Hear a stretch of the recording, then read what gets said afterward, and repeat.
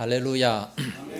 예수님께서는 제자들을 데리시고 거라사 지방으로 가시기 위해서 갈릴리 호수를 건너게 됐습니다. 조그만 배를 타고 갈릴리 호수를 건너는 중에 갑자기 큰 문제가 임하게 되죠. 광풍을 만나게 됩니다. 이 갈릴리 호수는요, 조그만 호수입니다. 그리고 지중해 그 바다보다도 200m나 아래에 있어요. 그 양쪽에 큰 언덕이 있고 또 끝에는 헬몬산이 엄청나게 높은 4,000m가 넘는 헬몬산이 있습니다. 그래서 바람이 한번 불게 되면 굉장히 세게 불게 되죠. 이스라엘 지방을 한번 가보면 알겠지만 우리는 안 가봐서 잘 모르는 사람들도 많이 있을 겁니다. 거기에 이 광풍이 이렇게 부는데, 광풍이 안 불 때는 호수기 때문에 마치 유리 바다처럼 아주 굉장히 잔잔합니다. 그런데 한번 바람이 불었다 그러면 이게 그 기류가 심해서 엄청나게 이 파도가 세다고 합니다. 최소 한 3m 이상 이렇게 깊이 이렇게 파도가 이는 그런 모습을 보게 됩니다. 우리나라하고 환경이 많이 다르기 때문에 이스라엘 지역은 갑자기 모래 폭풍도 많이 일어납니다. 모래 폭풍. 우리는 여름에 가끔 태풍 한번 지나면 그냥 바람이 조금 세게 불 정도인데, 미국 같은 나라만 해도 토네이도가 있지 않습니까? 토네이도가 한번 지나가면, 지난주에도 보니까 이 토네이도가 지나갔는데 자동차가 어떤 지붕 위에 올라가 있고 그러더라고요. 조금 세게 불면 전신주까지 뽑혀가지고 날아가고 한다는 그와 같은 바람이 엄청나게 세다는 겁니다. 그러니까 이와 같은 미국도 그런데 이런 막강한 돌풍이 이스라엘의 그 갈릴리 바다에 불었다는 겁니다. 이 갈릴리 바다는 그렇게 크질 않아요. 이 삥 둘레가, 한 바퀴 둘레가 18km고 직경을 바라보면 한 10km 정도 됩니다. 그런데 잔잔할 때는 이 10km 정도 딱 마주 보면 잔잔하기 때문에 한 2km밖에 안 된 굉장히 짧은 것 같은 그런 모습으로 보이게 돼요. 그러니까 거기에 큰 배가 절대로 올 수가 없죠. 바다처럼 큰 기선이 온다든지 이런 화물선이 오는 것이 아니라 전부 다 조그만 고기배밖에 없어요. 우리나라에 어부들이 고기 잡는 거 조그만 요만한 배들밖에 없기 때문에 3m만 쳐도 그냥 엄청나게 위험한 그런 모습이 되게 되는 거지요. 그런데 이와 같이 바람이 갑자기 갈릴리 호수에 엄청나게 세게 불었다는 겁니다. 그래서 그 광풍에 얼마만큼 이 광풍이 심했는지 제자들이 어릴 때부터 그 갈릴리에서 자랐지 않습니까? 그들의 그 직업이 어부였지 않습니까? 그런데 이들이 하는 말이 뭡니까? 38절 하반절 보니까 우리가 죽게 된 것을 돌보지 아니하시나이까. 죽게 될 정도로 너무나도 위험하고 아주 험했다는 말씀이에요. 그때 우리 예수님께서 주무시다가 벌떡 일어나셔서 바람과 바다를 꾸짖으시며 말씀하십니다. 잠잠하라, 고요하라. 그렇게 말씀하시니까 아주 그냥 그 세던 바람이 갑자기 잔잔해지고 고요해지게 되는 겁니다. 그러면서 제자들에게 말씀하십니다. 어찌하여 이렇게 무서워하느냐? 너희가 어찌 믿음이 없느냐? 그러니까 41절에 그들이 심히 두려워하여 서로 말하되 그가 누구이기에 바람과 바다도 순종하는고 하였더라. 이것이 오늘 본문의 내용입니다. 본문 말씀을 통해서 몇 가지 한번 살펴보겠습니다. 이미 제목이 다 나왔어요. 이 제목을, 이야기만 딱 보면 벌써 제목을 다 짐작하지 않습니까? 첫째는 우리 인생에 광풍이 있다는 사실입니다. 아무리 예수님과 함께 한다 할지라도 광풍이 있다는 것이죠. 36절, 37절 말씀 보면 그들이 무리를 떠나 예수를 배에 계신 그대로 모시고 가매 다른 배들도 함께 하더니 큰 광풍이 일어나며 물결이 배에 부딪혀 들어와 배에 가득하게 되었더라. 예수를 배에 계신 그대로 모시고 갔음에도 불구하고, 아니 예수님께서 함께 계시는데도 불구하고 이런 광풍이 임하게 된다는 사실입니다. 성경에 보면 여러 가지 몇 가지 광풍이 일어날 때가 있어요. 그 첫째가 요나의 광풍. 너무나도 잘 아는 거죠.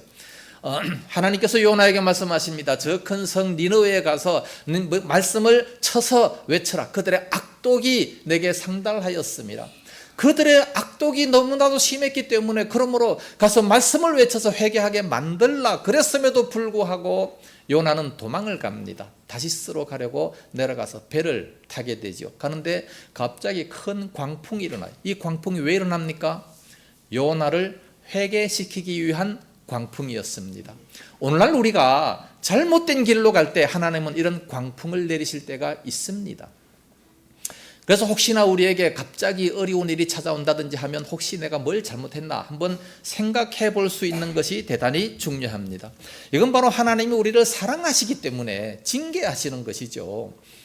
히브리서 12장 2절 말씀 보면 징계는 참 아들에게만 사생자들에게는 징계가 없다 말씀하고 있어요. 불신자들은 아무리 죄를 져도 징계가 없어요. 그러나 우리 참 아들 하나님의 자녀들에게는 반드시 징계가 있습니다. 그러니까 죄를 범하면 분명히 하나님의 징계가 있다는 사실을 우리는 확실히 믿어야 돼요. 확실히 알아야 됩니다. 내가 죄를 지었음에도 불구하고 아무렇지도 않다? 그러면 사생자입니다. 큰일 납니다. 두 번째 광풍, 바울이 만난 광풍입니다. 바울이 복음을 전거하려고 이제 하다가 붙잡혔잖아요. 로마로 호송이 되어져 갑니다. 백부장과 함께 로마로 호송되어 가는데 사도행전 27장에 보면 갑자기 유라굴로 광풍이 일어나 가지고 14일 동안 2주간 동안 막 난리가 나지 않습니까? 배에 있던 모든 짐들 다 갖다가 버리고 거기 276명이 탔는데 전부 다 초죽음이 되어버렸어요. 막 다 버리고 막 서로 살려고 노력을 해도 아무리 노력해도 안 된다고 했습니다. 그래서 사도행전 27장 20절 말씀 보니까 그 276명이 전부 다 살 소망이 하나도 없었다. 다 이제 우린 죽었다. 그렇게 생각을 했던 거예요. 그때 바울이 하나님의 음성을 듣지 않습니까? 걱정하지 마라. 네가 가이사 앞에 서겠다. 가이사 왕 앞에 가서 로마에 가서 복음을 전거하겠다. 그러니까 바울은 우리가 아무리 고생을 해도 사는 건 분명하다. 그런 확실한 믿음이 있었습니다. 그런데 그때 만난 그 광풍은 왜 만났습니까? 성경이 분명히 말씀해 주기를 사도행전 27장 11절에 백부장이 선장과 선주의 말을 바울의 말보다 더 믿었더라 그랬어요. 그때 막 광풍이 일기 시작하는데 바울이 얘기합니다. 지금 광풍이 일잖아요. 그러니까 좀 쉬었다가 갑시다. 그런데 이 선장과 이 선주들은 돈 벌기 위해서 괜찮다. 우리 기술이 있기 때문에 괜찮다. 가다가 그런 광풍을 만나서 완전히 초죽음에 이르렀다는 거지요. 그 욕심 때문에 돈 좀 더 많이 벌어보려고 하는 그 욕심 때문에 바울의 말을 믿지 않고 하나님의 사람의 말을 믿지 않고 그 직업적인 말을 믿었다가 그런 일을 당했다라고 말씀하고 있습니다. 세 번째 풍랑은 오늘 본문의 풍랑입니다. 예수님께서 배 타고 건너가자, 거라사 지방에 가기 위해서 건너가자 하셨는데 그 배를 타고 가는 중에 이런 풍랑을 만난 거예요. 예수님의 말씀에 순종해서 가는 겁니다. 이 풍랑은 도대체 뭡니까? 범죄를 저질렀던 풍랑도 아니고 세상 사람들처럼 욕심이 많아서 욕심대로 가다가 만난 풍랑도 아니고 예수님의 말씀에 순종하다가 만난 풍랑. 이것은 이름하여 이름 모를 풍랑. 이름 모를 풍랑. 이유가 없는 풍랑입니다. 이유 없는 풍랑. 아니 어떻게 이럴 수가 있습니까? 예수님께서 함께 타고 가셔요. 예수님의 말씀에 순종해서 가는 겁니다. 그런데 풍랑이 일어나요. 왜 이렇습니까? 이런 것들이 우리 인생에 많이 있을 수 있어요. 내가 그렇게 예수님 열심히 믿고 열심히 교회 다니고 정말 말씀대로 철저하게 살려고 노력했음에도 불구하고 갑자기 왜 이런 어려움을 당합니까? 갑자기 실직도 당하고 갑자기 몸에 병이 찾아오기도 하고 어려움을 당하는 경우들이 많이 있을 수 있다는 거예요. 예수 믿는다고 해서 무조건 만사 형통, 하늘의 축복, 모든 것이 다 잘 되고 병도 안 걸리고 건강하고 삶이 재밌고 평안하고 그런 것이 아니라는 거죠. 욥은 어떤 사람이었습니까? 욥은 순전하고 정직하여 악에서 아예 떠난 자다. 욥기 1장 1절에 말씀하고 있습니다. 그렇게 순전하고 정직하고 악에서 떠났음에도 불구하고 어떻게 됐습니까? 그 자녀들 10명이 하루아침에 다 죽어버려요. 그 많던 재산, 동방의 가장 갑부였던 그 많은 재산을 하루아침에 다 강도가 와서 다 빼앗아 갑니다. 뿐만 아니라 자기의 병까지 머리끝에서 발끝까지 악창이 나지 않습니까? 얼마나 힘들겠습니까? 그 부인이 그걸 보다 못해가지고 뭐라고 합니까? 차라리 하나님을 욕하고 자살해라. 그게 더 낫겠다. 그렇게까지 얘기합니다. 이런 풍랑이 왜 찾아옵니까? 욥에게 왜 그런 풍랑이 찾아옵니까? 욥기 42장 끝날 때까지 욥은 그 사실을 깨닫지를 못합니다. 몰라요. 왜 그 풍랑이 일어났습니까? 하나님과 사단이 서로 내기하다가 욥이 괜히 희생당한 거예요. 하나님의 주권입니다. 오늘날 우리 인생에 이런 경우들이 굉장히 많이 있을 수 있다는 겁니다.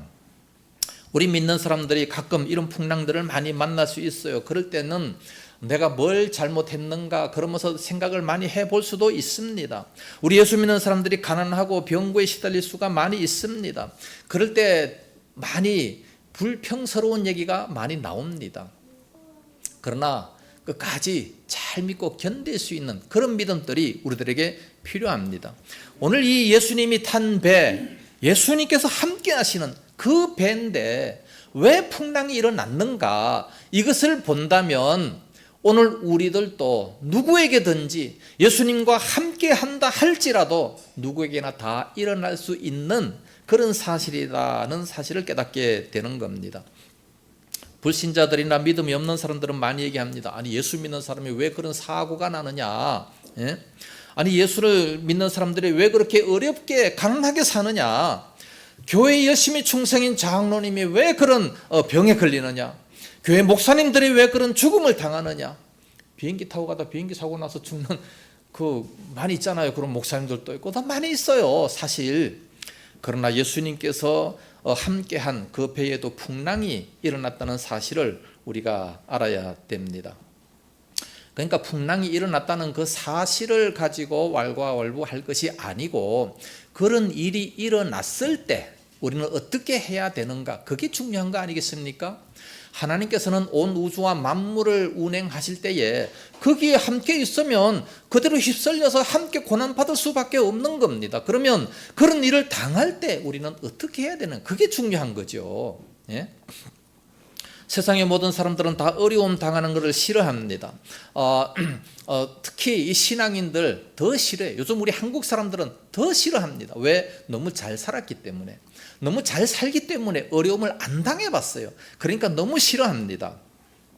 그리고 이런 어려움을 당할 때 막 그냥 뭐 견디지를 못하는 그런 모습들을 많이 봐요. 찰스 코우만이라는 여사가 1년 동안에 그 애벌레가 나병이 되어 나오는 그런 과정을 관찰하게 됐습니다. 그런데 그 번데기에서 그 나방이 기어 나오는 그 구멍이 너무 작지 않습니까? 그래서 그 작은 구멍으로 그 큰 몸집이 빠져나오려고 막 오랫동안 몸부림치는 그런 모습을 바라보면서 너무 불쌍히 보여가지고 가위를 가지고 나와서 그 입구를 살짝 이렇게 잘라줬어요. 그러니까 막 이제 쉽게 이렇게 삐지고 나왔습니다. 흐뭇해가지고 내가 저를 도왔다. 그러면서 이제 곧 날개치며 하늘 높이 날아갈 줄 알았는데 막 계속 퍼더덕 거리면서 방 주위에만 이렇게 돌고 있다는 거예요. 왜 못 날까? 그 번데기에서 빨리 쉽게 나올 수 있도록 그렇게 만들어 주었는데 왜 날지를 못할까? 그것은 그 구멍을 빠져나오는 그 긴 시간의 몸부림이 그 나방에게는 대단히 필요한 것이었다는 겁니다. 그때 바로 힘을 키울 수 있는, 참으로 없어서는 안 되는 그 귀한 과정을 없애버렸다는 거죠. 그러니까 그 날개에 힘이 없어서 날지를 못한다는 겁니다. 그렇기 때문에 그런 어느 정도의 고난이 반드시 필요하다는 겁니다. 우리 대한민국이 너무 잘 살기 때문에 이런 고난을 견디지를 못하는 그런 모습을 봅니다. 힘든 일을 안 해봤기 때문에 그래요. 그래서 자녀들이 군대 가면은 옛날보다 얼마나 좋은 군대입니까? 너무 좋은 군대임에도 불구하고 걱정을 너무 많이 해. 고생을 안 해봤기 때문에. 네? 그래서 제가 자주 하는 말이 있습니다. 모기에게 자주 물리고, 예? 또 좀 이렇게 지저분한 그런 환경에서 좀 커라. 막 가서 어린아이 때 가서 막 흙장난도 하고 뭐 똥도 만지고 좀 그렇게 하면서 살아보세요. 그러면은 상당한 면역력이 생기게 될 겁니다. 하나님께서 만드신 모든 창조물 중에 필요 없는 것이 하나도 없는데 모기를 왜 만드셨습니까? 파리를 왜 만드셨습니까? 이유가 있어요. 그런 것들을 통해서 우리의 면역력이 아주 강해질 수 있는 겁니다. 우리 한국 사람들은 너무 그냥 온실에서 자란 그런 나물같이 생겨가지고 갑자기 햇빛이 비치면 다 말라 죽어버려요. 예? 한번 말라리아에 물리면 그냥 바로 그냥 가버립니다. 그래서는 안 되고 자주 모기에 물려보세요. 모기를 왜 만들었는지 우리는 알지 못합니다. 그러나 하나님은 다 이유가 있어요. 여러분, 컴퓨터 안에 보면 막 각종 여러 가지 부속이 있습니다. 그게 저항이라든지 콘덴서라든지 뭐 이런 거 많이 있는데 이게 무슨 역할을 하는지 우리는 몰라요. 그러나 반드시 필요하기 때문에 그걸 다 만들어서 거기 다 조립해서 집어넣습니다. 반드시 필요하니까. 네? 하나님이 온 우주와 만물을 창조하시는데 우리는 몰라요. 그러나 반드시 필요합니다. 모기가 필요합니다. 뱀과 지렁이 필요합니다. 예? 좀 물리세요. 그 상당한 면역력이 생기게 될 겁니다. 예? 뭘 얘기하는 거예요? 고난을 즐겨라. 그런 얘기예요. 고난을 즐겨라. 어렸을 때부터 좀 어려움을 좀 많이 당해야 됩니다. 우리 기독교 2000년 역사를 한번 바라보세요. 예수님의 12제자 중에 순교 안 한 사람이 누가 있습니까? 사도 요한이 순교 안 했지만 얼마나 많은 고생을 당했습니까? 그 모든 성도들이 얼마나 많은 어려움을 당했습니까? 초대교회 역사를 한번 바라보세요. 그 어려움을 많이 당한 그런 것을 통해서 강력한 그리스도인이 되기를 원합니다. 그리스도인의 군사가 되기를 하나님은 원하시지 않습니까? 오늘날 많은 사람들 얘기합니다. 목사님 공무원 생활 하다 보면요 믿음 지키기 힘들어요.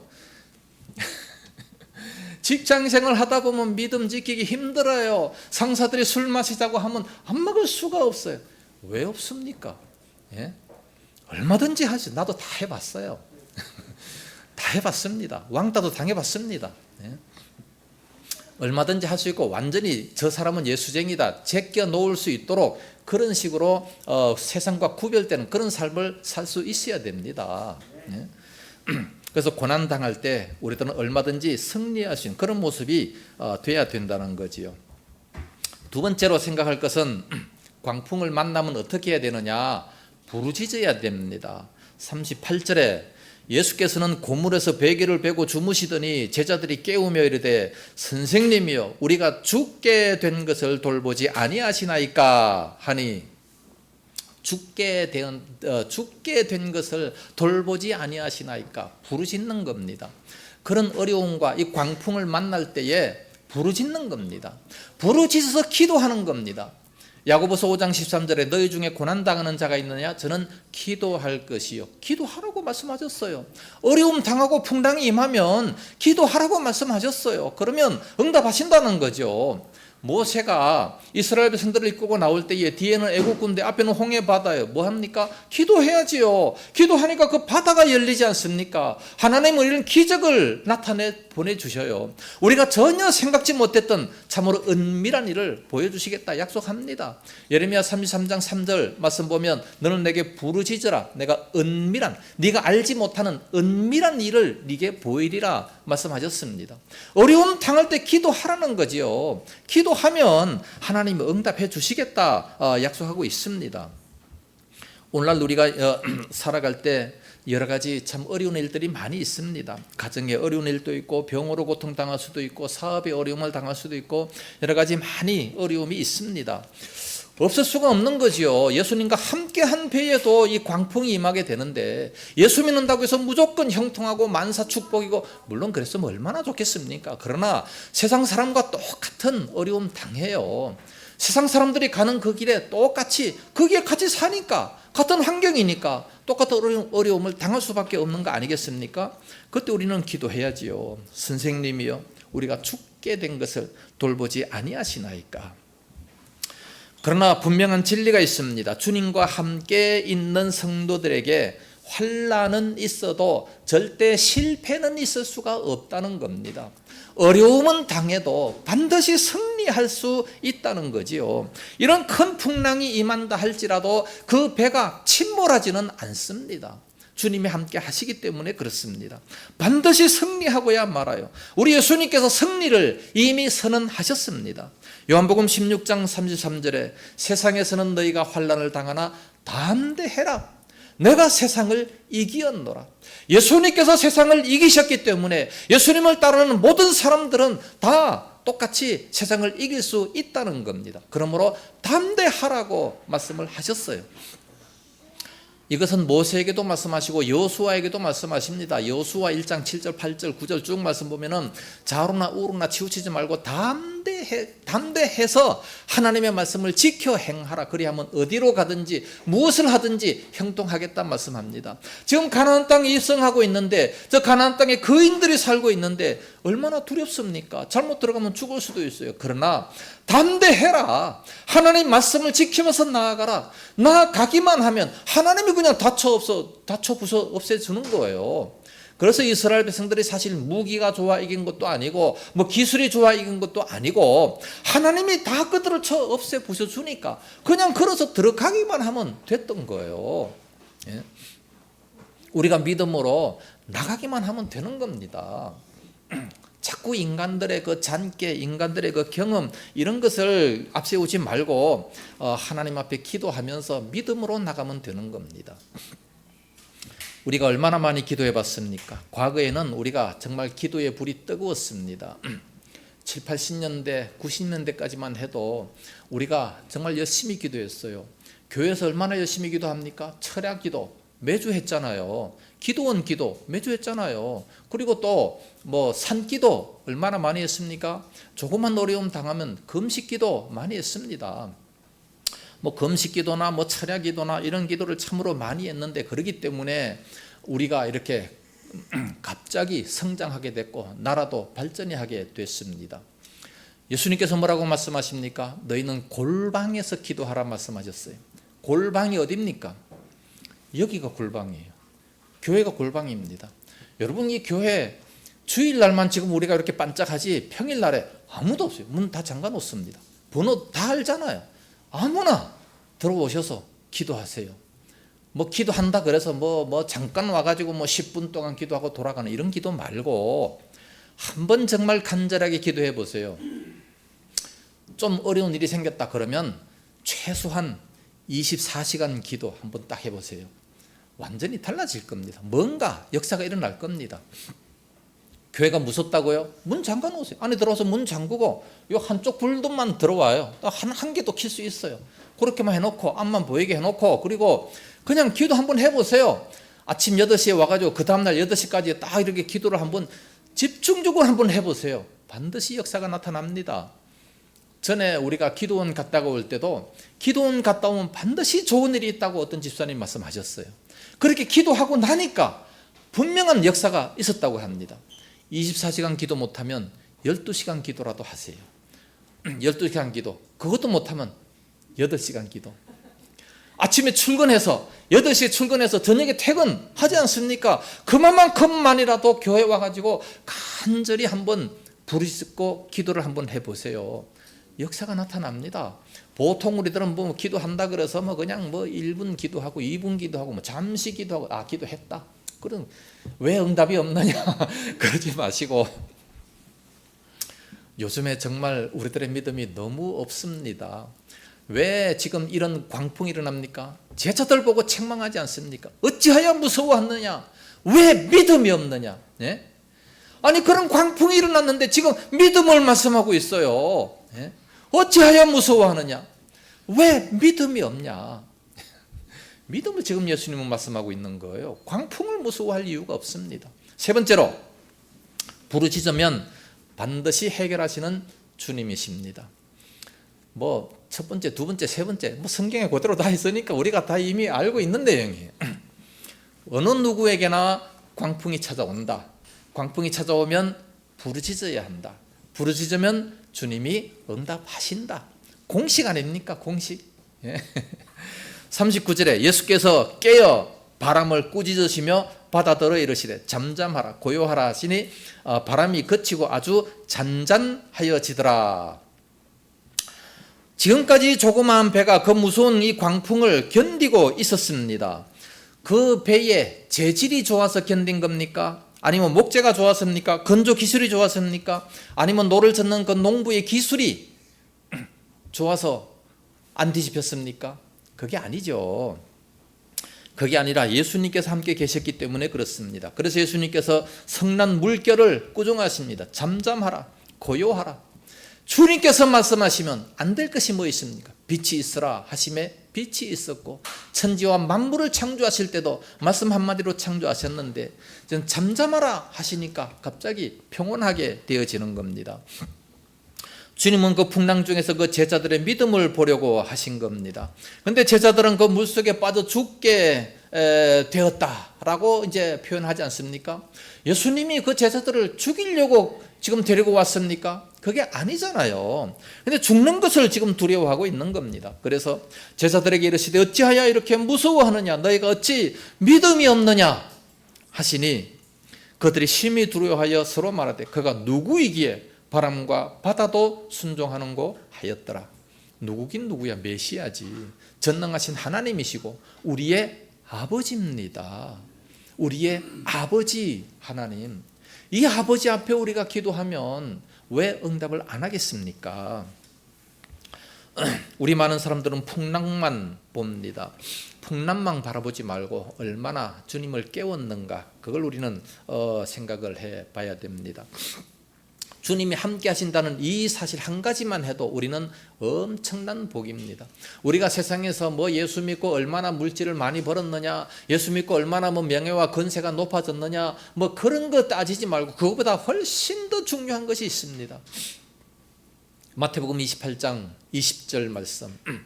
내가 세상 끝날까지 항상 너희와 함께 있으리라. 임마누엘 되시는 주님이십니다. 함께 있는, 이것보다 더 중요한 것이 뭐가 있습니까? 어린아이에게 아무리 뭐 돈을 많이 갖다 줘보세요, 소용없어요. 어린아이에게 너 대통령 해라 막 그러면서 갖다 그런 권위를 갖다 줘봤자 소용없어요. 부모님과 함께 있는 것이 그 어린아이에게는 가장 큰 축복이요 행복입니다. 할렐루야. 오늘 주님께서 우리와 함께 계신다는 이 놀라운 사실, 이것을 우리가 확실히 믿어야 됩니다. 우리 예수 믿는다고 해서 조금 어려움이 찾아오면 많은 사람들 낙심합니다. 쉽게 절망을 합니다. 어떤 사람들은 그냥 뭐 대학교 떨어졌다고 그냥 옥상에 올라가고 내려가고 하는 이런 모습들을 참으로 많이 보는데, 그게 무슨 예수 믿는 사람입니까? 예?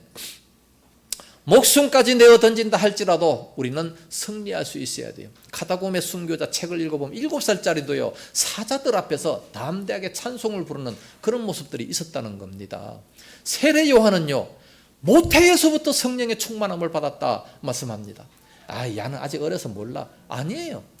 모태에서부터 성령 충만 받아요. 부모가 충만하면 자녀들은 저절로 그렇게 되어질 수가 있다는 거지요. 예? 어리다고 절대 그냥 그렇게 내버려 두면 안 됩니다. 부모가 충만하면 얼마든지 다 충만할 수가 있습니다. 오늘날 우리들은 예수님이 함께 계시냐 안 계시냐, 이게 가장 중요합니다. 요한복음 11장에 보면 한 여인이 나옵니다. 예수님을 향해 막 울분을 터뜨립니다. 지금 그 가정의 삶을 책임지는 우리 오빠가 죽었습니다. 나사로가 죽었습니다. 장례를 지냈습니다. 이제 막 썩어서 냄새가 납니다. 모든 것이 다 끝났어요. 소망이 하나도 없습니다. 그런데 그때 예수님께서 찾아오시잖아요. 그 마르다가 뭐라고 합니까? 주님께서 여기 함께 계셨더라면 내 오라비가 죽지 아니하였겠나이다. 주님께서 함께 하셨더라면 얼마나 좋았겠냐. 네? 오늘날 우리들에게는 항상 함께 하시는 줄로 믿습니다. 함께 하실 뿐만 아니라 내 마음속에, 심령 속에 주님께서 찾아와 계시고 있습니다. 얼마나 감사해요. 그러니 낙심할 이유가 전혀 없죠. 절망할 이유가 없지 않습니까? 그 주님께서 나와 함께 하신다면 다윗 같은 고백이 나와야지요. 여호와는 나의 목자시니 내가 부족함이 없으리로다. 예. 아무리 물질을 많이 주어도 부족함이 있어요. 아무리 권세가 있어도 부족함이 있어요. 그 마음속에 뭔가 허전함이 있습니다. 그러니까 부자가 자살을 하지, 안 그렇습니까? 그러나 여호와는 나의 목자시니 하나님을 나의 목자로 삼고 그 목자를 따라가는 한 절대로 내게 부족함이 없으리로다. 요한복음 10장 10절. 내가 온 것은 양으로 생명을 얻게 하고 더 풍성히 얻게 하려는 것이라. 주님께서 말씀하셨습니다. 이런 풍성한 삶을 누리면서 진정한 만족을 누릴 수 있어야 됩니다. 그런데 믿음이 없던 그 제자들을 책망하지 않습니까? 어찌하여 이렇게 무서워하느냐? 너희 믿음이 어찌 믿음이 없느냐? 예, 광풍을 보는 게 아니라 믿음을 보게 되는 겁니다. 오늘 이 땅에 여러 가지 어려움이 많습니다. 정치적으로도 어려움이 많고 또 사업체적으로도 어려움이 많습니다. 가정도 그렇고 그렇지만 우리는 얼마든지 평안을 누릴 수가 있습니다. 너희 믿음이 어디 있느냐? 책망하시는 주님의 음성을 들어야 됩니다. 이런 어려움을 당할 때일수록 우리들의 믿음의 진수가 나타나는 그런 시기라는 것을 알아야 됩니다. 세상에서는 너희가 환난을 당하나 담대해라. 내가 세상을 이기었노라. 그래서 바울은 고백합니다. 고린도전서 15장 57절에 우리 주 예수 그리스도로 말미암아 우리에게 승리를 주시는 하나님께 감사하노니. 바울이 얼마나 많은 고통을 당했습니까? 그럼에도 불구하고 승리를 주시는 그 하나님 앞에 감사했던 모습을 보게 됩니다. 어려움을 당할 때마다 너는 내게 부르짖어라. 크고 은밀한 일을 네게 보여주리라 말씀하신 것처럼 주님 앞에 이런 기도 한번 열심히 한번 해보시고 그런 기도를 할 때마다 하나님의 응답과 하나님의 역사, 기적이 나타나는 이런 놀라운 역사가 있기를 예수님 이름으로 축복합니다.